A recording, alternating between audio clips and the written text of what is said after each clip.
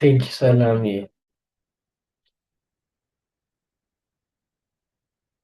ቴንኪ ሰላም እየ። አ፣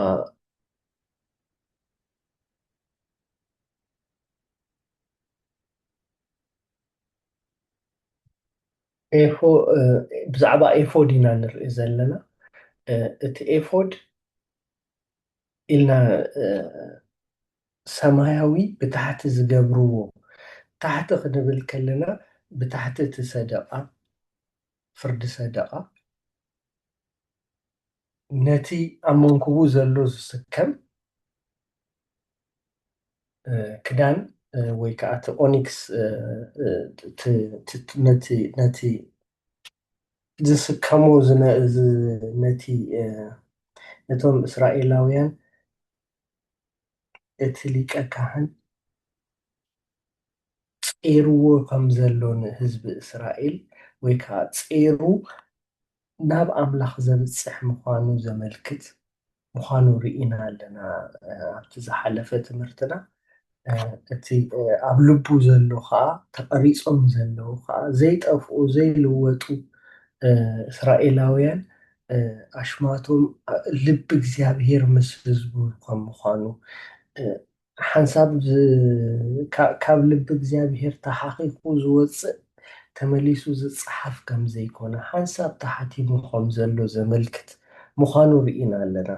እቲ ኤፎድ ኢልና ብታሕቲ ዘሎ እቲ ምድሪ ሰማያዊ ዝክደንዎ ዝነበረ ክዳን ከዓ ካብ ልሕፅንጣጢዕ ዝስራሕ ሰማያዊ ሕብሪ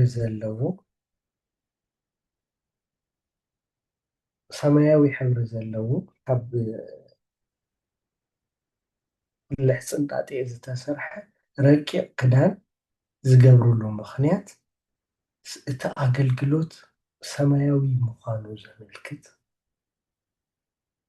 ረቂቕ ምዃኑ ከዓ እግዚኣብሄር ኣምላኽ ብናቱ ሓይሊ ብናቱ ክእለት ብናቱ መንፈስ ዝግልገል ኣምላኽ ምዃኑ ብፃዕሪ ብረሃፅ ዘገልግሎ የለን እናፃዕረ ከምዚ ገይረ እየ ንእግዚኣብሄር ዘገልግሎ ክብል ዝኽእል ወላ ሓደ የለን።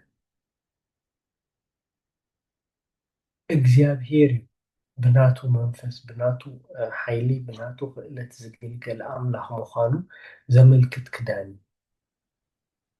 እዚ ክዳን ከዓ ናይቲ ሊቀ ካህን ፍልይ ይብል እዩ። ምክንያቱ ኣብ ቀዳማይ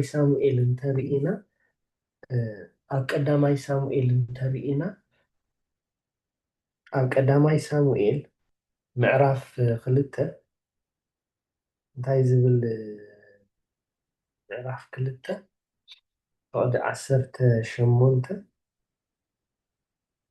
ግና ከሳሙኤል ግና ቆልዓ ክንሱ ናይ ልሕፂ እንጣጠ ኤፎድ ተዓጢቑ ኣብ ቅድሚ እግዚኣብሄር የገልግል ነበረ። ሕጂ እዚ ሳሙኤል ዝገብሮ ኤፎድን እቲ ሊቀ ካህን ዝገብሮ ኤፎድን ይፈላለዩ።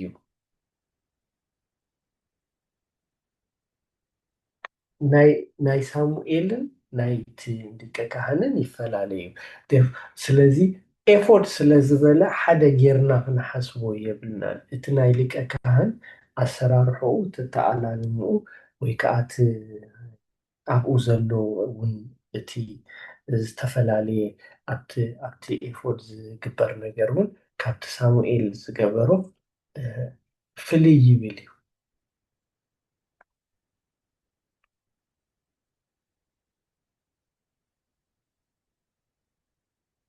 ስለዚ እቲ ኤፎድ እንታይ ዘመልክት እንተይልና ነቲ ህዝቢ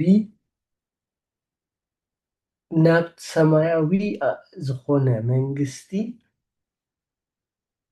ዘቕርብ ካህን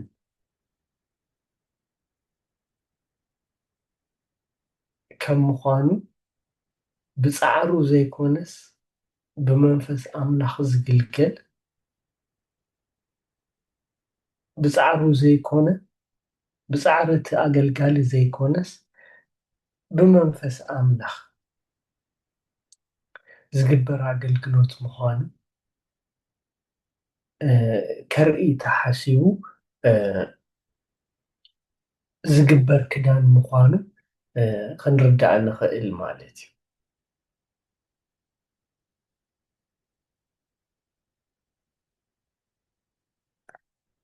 እቲ ኩሉ ግዜ ኣብቲ ኣብቲ እግሩ ከዓ ወይ ኣብቲ ጫፉ ከዓ ኣብ ኣይ ቲንክ ኣብ ዘፀአት 28 ፍቕዲ 31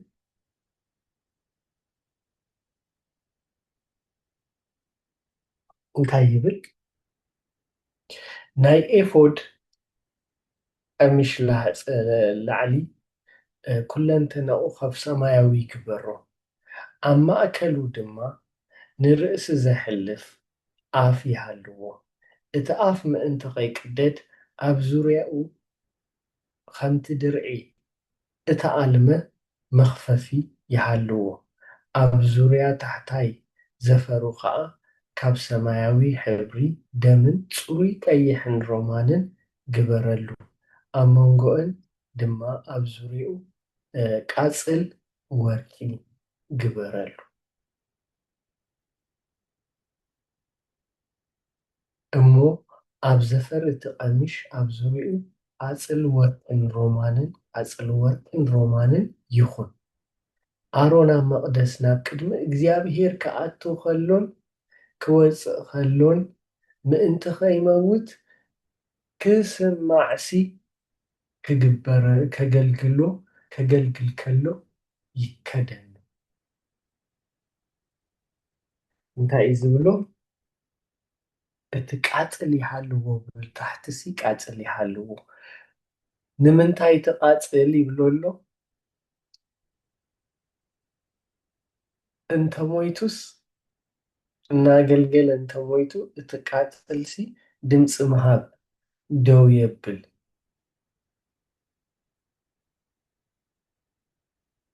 ብኸምኡስ ክፍለጥ መታን ማለት እዩ። እቲ ዘገርም ግን ንክርስቶስ ግን ቃጽል ኣይብሎን እዩ። ጀስት ንክርስቶስ እንታይ እዩ ዝብሎ እንተይልና እቲ ኩሉ ግዜ ስለዚ ድማ ነቶም ብኡ ኣቢሎም ናብ ኣምላኽ ዝመፁ ኩሉ ግዜ ምእንትኦም ክልምን ዝነብር ስለዝኾነ ፈፂሙ ከድሕኖም ይኽእል እዩ። ክርስቶስ ክመውት ኣይክእልን።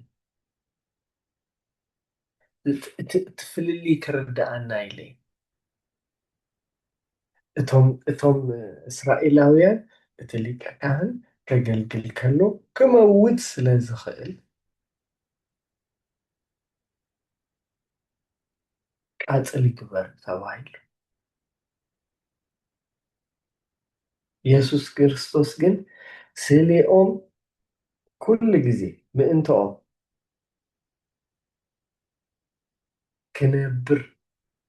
ክልምን ዝነብር ስለ ዝኾነ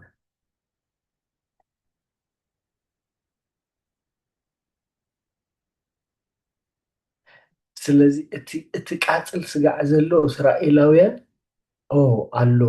ስለዚ እግዚኣብሔር ሲ ተቐቢልዎ ኣሎ ወይ ከዓ እቲ ካህንሲ ብሂወት ኣሎ የገልግል ኣሎ። ንሕና ግን ከምኡ ዝብል ስግኣት የብልናን።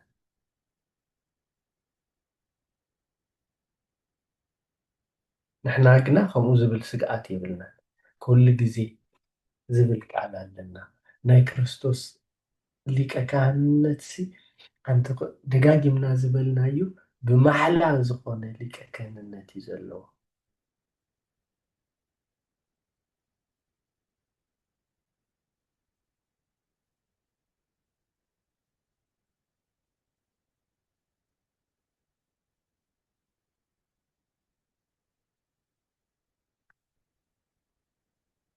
ስለዚ ዘይመውት ቃፅሉ ኩሉ ግዜ ዝስማዕ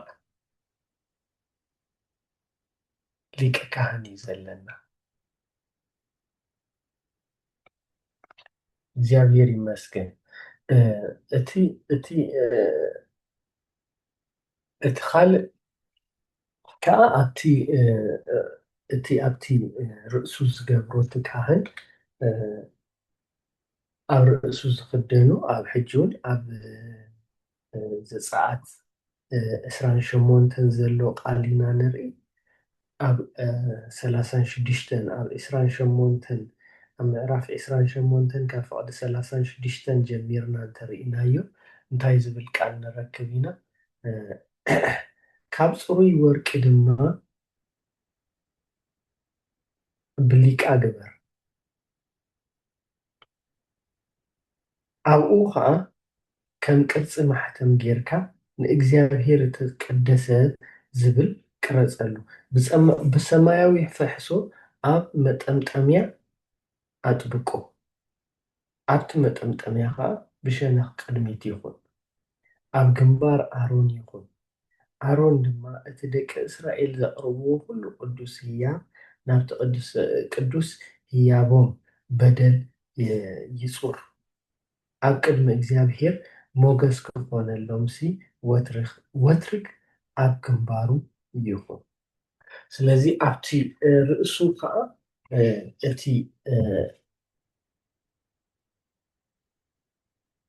ዝግበር ዝነበረ ካብ ሕጂ እውን ካብ እቲ ዝስራሕ ካብቲ ረቂቕ ዝበልናዮ ከም ናይ ልሕፅን ጣጢዕ ዝበለ መጠምጠምያ ኮይኑ ዘርህፆ ክኸውን የብሉን።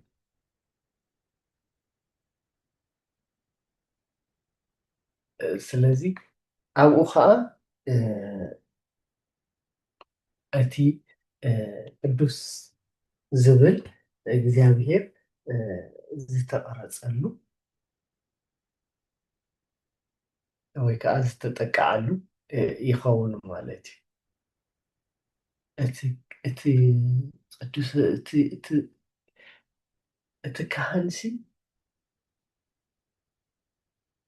ቅድስና እግዚኣብሔር ዘርኢ እዩ። ብኩለንተንኡ ቅድስና እግዚኣብሔር ዘመልክት እዩ።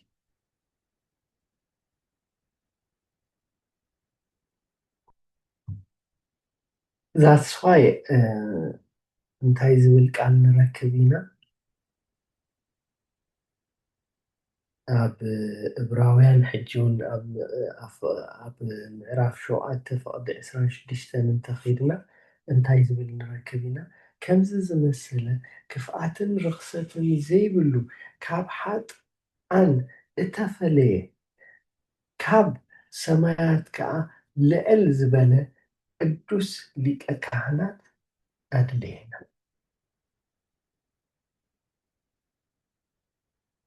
እቲ እግዚኣብሔር ዝገብሮ ዝነበረ ቅዱስ ዝብል ፅሑፍ እውን እንተሪኢና ኢየሱስ ክርስቶስ ፅቡቅ ገይሩ ዘማልኦ እዩ። ኖት ብፅሕፈት ብመንነቱ ከምዚ ዝመሰለ ክፍኣትን ርክሰትን ዘይብሉ ካብ ሓጥኣን እተፈለየ ካብ ሰማያት ከዓ ልዕል ዝበለ ሊቀ ካህናት ኣድለየና።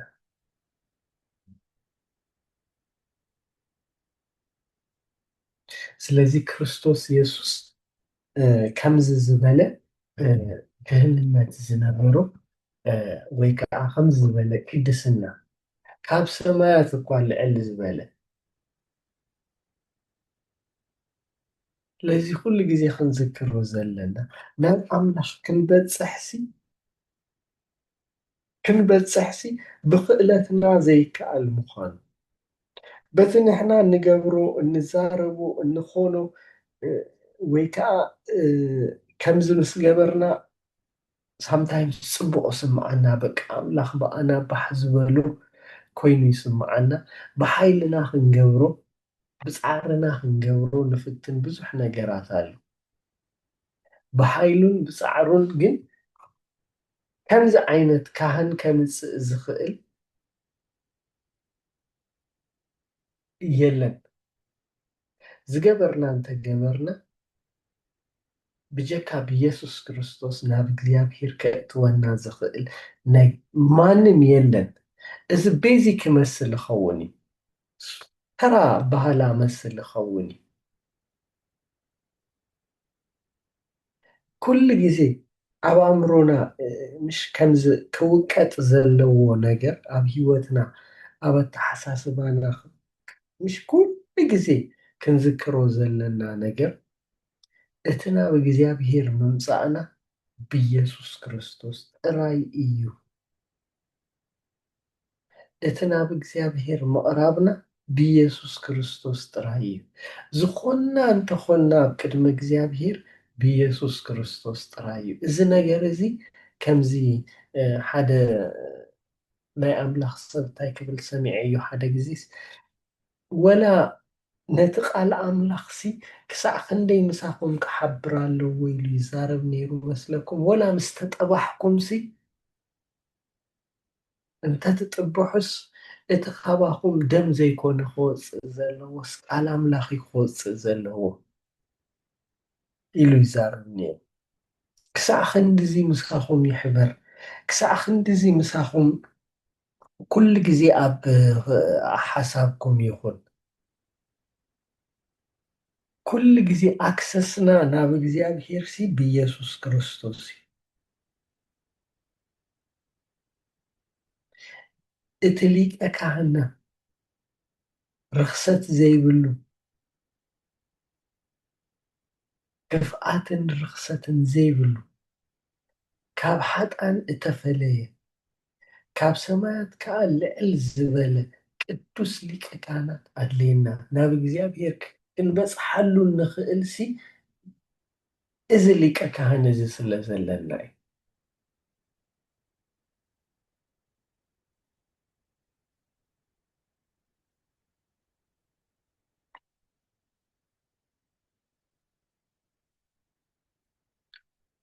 እዚ ሊቀ ካህን እዚ ስለ ዘለና እዩ። ከምዚ ዝበለ ሊቀ ካህን ስለ ዘለና ጥራይ እዩ። እግዚኣብሔር ይመስገን። ስለዚ እዚ ሊቀ ካህን ካብ ዘለወና ካብ ሃለወና ከዓ ኩሉ ግዜ ናብ እግዚኣብሔር ኣክሰስ ኣለና። ኩሉ ግዜ ናብ እግዚኣብሔር ናይ ምብፃሕ ክእለት ኣለና። ኩሉ ግዜ ናብ እግዚኣብሔር ናይ ምምፃእ መሰል ኣለና።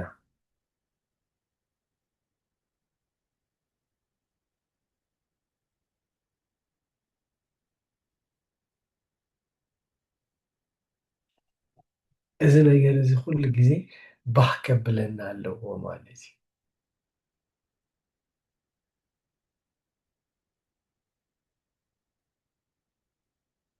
እዚ ነገር እዚ ኩሉ ግዜ ከሐጉሰና ኣለዎ። እዚ ነገር እዚ ኩሉ ግዜ ትብዓት ክህልወና ኣለዎ። ኣነ ዝመፃኹስ ብክእለተይ ዘይኮነስ ብክእለት ኣምላኽ እዩ። ኣነ ዝመፃኹስ ምስ ኣምላኽ ኣክሰስ ዘለኒስ ከምዚ ዝበለ ሊቀ ካህን ስለ ዘለኒ እዩ። ከምዚ ዝበለ ሊቀ ካህን እንተዘይህልወኒ ነይሩ እኮ ናብ እግዚኣብሔር ክቐርብ ኣይምኽኣልኩን ነይረ።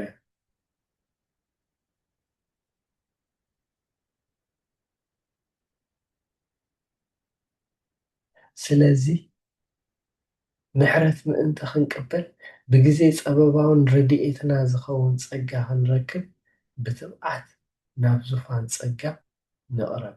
ናብዚ ምቕራብ ዝኾነልናስ ብኢየሱስ ክርስቶስ ስለ ዘለና ጥራይ እዩ።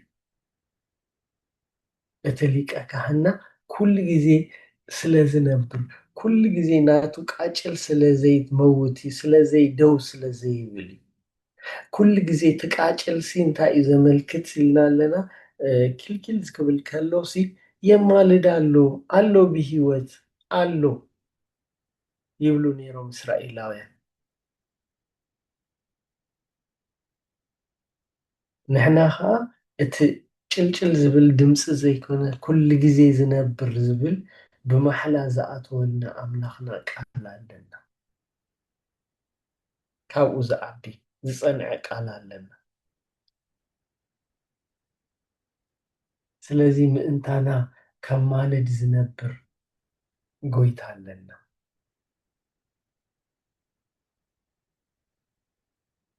ጭልጭል ዝብል ዘይኮነ ንፅበይ ሕጂ የሱስ ክርስቶስ ኩሉ ግዜ ንዘለዓለም ዝነብር ዘይመውት ዘይቅየር ኣብታ ሰማያዊት ቤት መቅደስ ዝኣተወ ሊቀ ካህን ኣለና።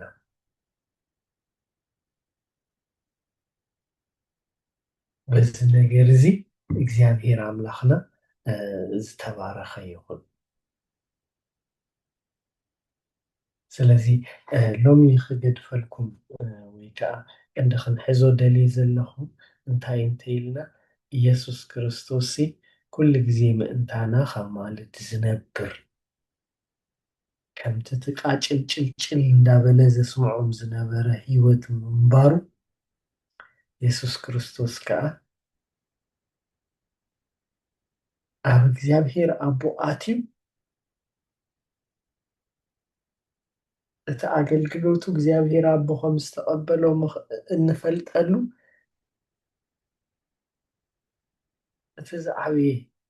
እቲ ዝዓበየ ነገር እቲ መንፈስ ቅዱስ ምውራዱ እዩ።